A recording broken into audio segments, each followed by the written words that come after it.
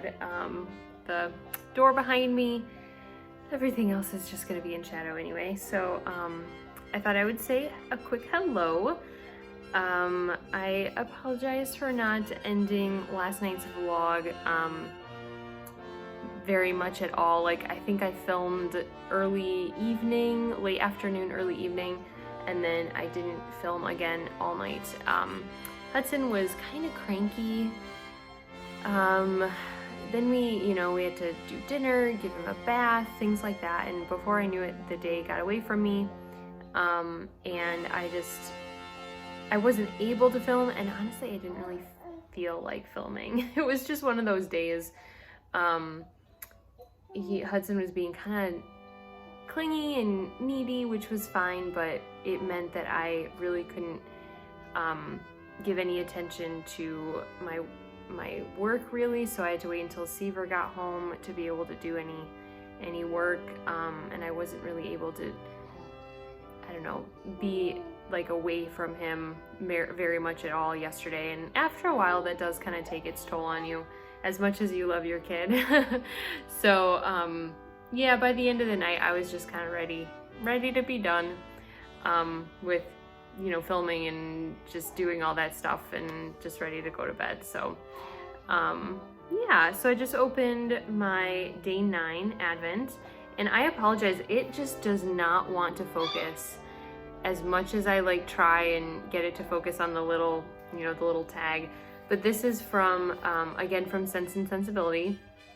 I kind of like how they're doing like the books like in chunks kind of. So the first like 7 days were all from Emma, and now the last 2 days are from Sense and Sensibility. This is Colonel Brandon, which is the hero, kind of the hero of the story, whereas Mr. Willoughby yesterday was more of the villain bad boy type. And so yeah, they kind of complement each other in a way, but this one has more soft like browns and tans. I'll see if I can get a better video of it when I'm not being flooded by light on the side, because it's gonna show up a lot darker and just not quite right to color when I show it to you here. So I'll try and get it in some direct light so you can see how pretty it is. But yeah, I was able to do a little bit of work this morning already. It's about 9:20. Hudson already took a little nap, and yeah, it's been a good morning. He's playing behind me on the play mat, so I think he'll be happy for a little while longer. I'm going to get a little bit more work done, and then yeah, I'm almost caught up with all my work, which is a weird feeling. I have less to do. I took back less of my old job, if that makes sense. I don't do as much as I did before when I was working a full 40 hours. So now there are moments where I get caught up and I don't have anything left to do. I can scrounge around for stuff if I need to, but I also have a few things I can do here at home too. And I really want to write up the pattern for the cowl that I'm making, and I also need to correct 2 of the most recent sock patterns that I put out. The heel instructions are missing the sizes for the 2, like the 2nd and 3rd size. I forgot to put in like additional numbers for those sizes, so yeah, so I need to go and fix that and then send out an updated copy to people. But otherwise, yeah, we're just gonna hang out here and see what the day brings.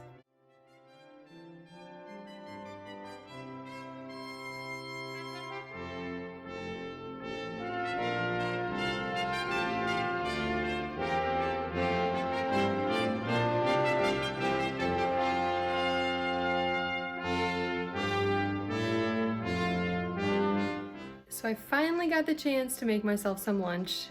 It is just after 1 o'clock, and I wanted to show you guys what I'm making.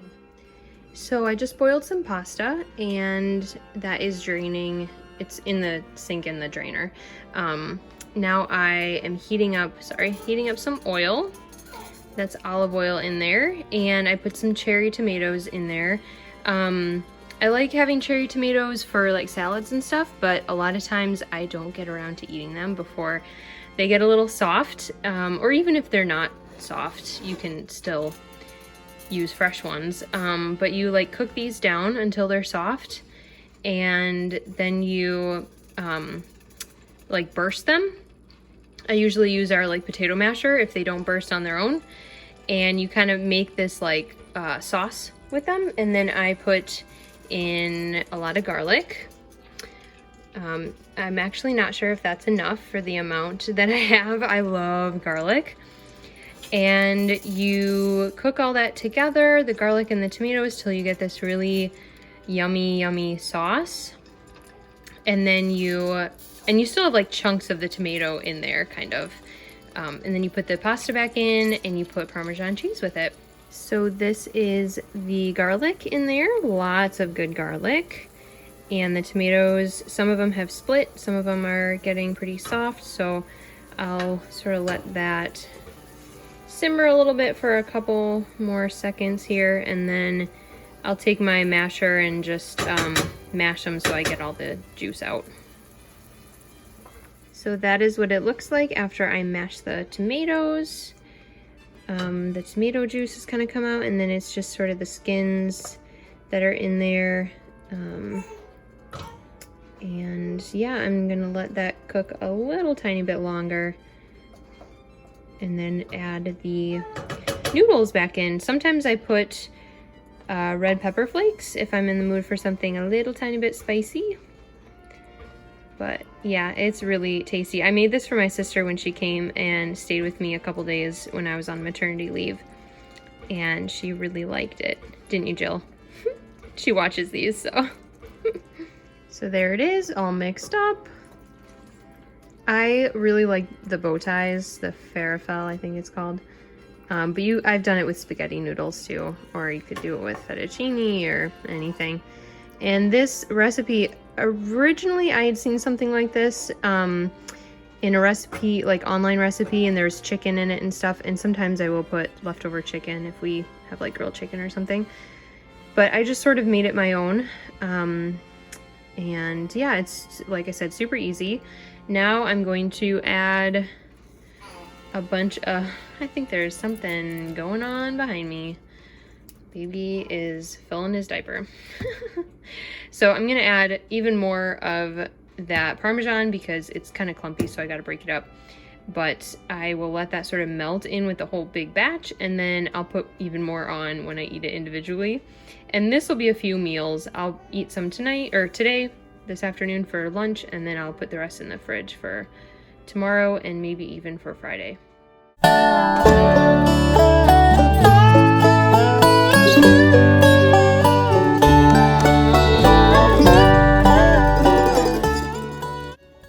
am sitting here in the dark, almost dark, because little Mr. Man fell asleep. And the last couple times I've tried to move him, he did successfully sleep off my lap this morning for about an hour. But then I've tried moving him, and for some reason he's just really sensitive. So he not only woke up, but then he woke up crying, which you never want. So this last time I'm like, you know, I'll just sit. I have my computer in front of me, my laptop, so I'm able to do a little bit of stuff. But yeah, then the sun went down.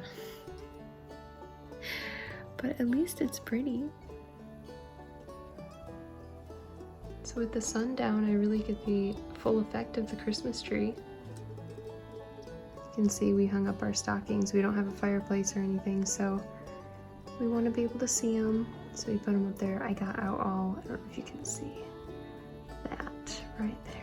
I got out some of the Christmas movies I have. I don't have very many, but I have a few. There's a pile of yarn right there for when I someday podcast, do like a full episode podcast again. But my bookshelf, and then I've got the door open, the screen is closed, but the door's open. It's like 50 degrees outside, which is crazy, so I'm getting some fresh air in here. Baby's got a blanket on though, so don't worry. He's nice and toasty. And yeah, otherwise I'm doing a little bit of work on a pattern that I'm writing. You can't see, oh, okay, there we go. I was gonna say, you can't see the screen anyway. And if I get this finished, what I can right now, I might knit by the light of my computer.